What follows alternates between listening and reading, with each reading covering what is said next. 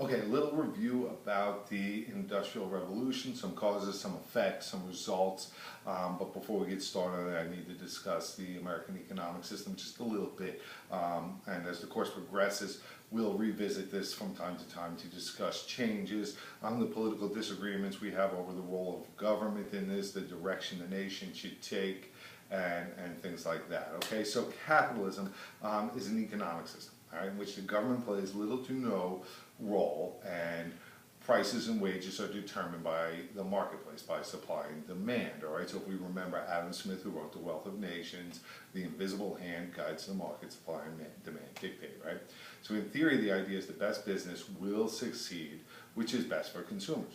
Okay, competition between businesses will also benefit consumers because we'll have better products created at more affordable prices, cheaper prices. Unfortunately, what we've seen, especially at this time period in the Gilded Ages, that's not necessarily the case, okay? Eventually, one business takes over and competition disappears. So the end result of the unregulated, unrestricted capitalist system is one business taking over. We see the development of monopolies and trusts, all right?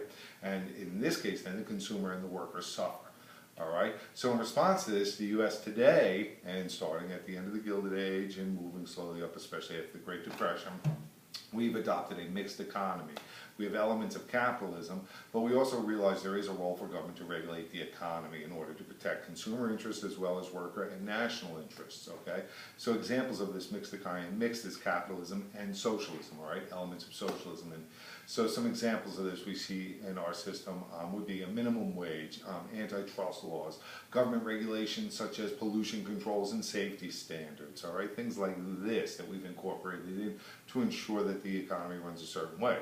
All right, in 1860, none of these regulations or laws existed. It was every man for themselves, and few men did very, very well. You remember the robber barons, captains of industry that we'll talk about in a little bit. But most Americans toiled at the bottom of the food chain.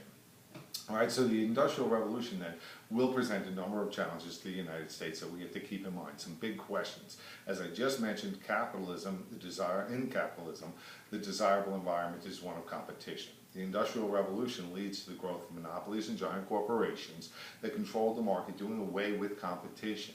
So that presents the challenge or the question to us: does the federal government have a role in regulating these industries in order to promote competition? All right, we'll see that today, especially in telecommunications, right? And if they do have a role, how is this to be accomplished constitutionally within the constraints set forward in our Constitution? Okay. Number two would be, while industry creates jobs, and an open immigration policy in the late 19th century provided corporations with cheap labor that worked very long hours in very dangerous conditions for very little money, even women and children.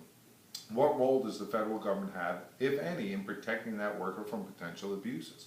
Does the government have a responsibility to protect our most vulnerable workers? All right, so these are the questions that the Industrial Revolution lead to. What is the role of government? All right, and there.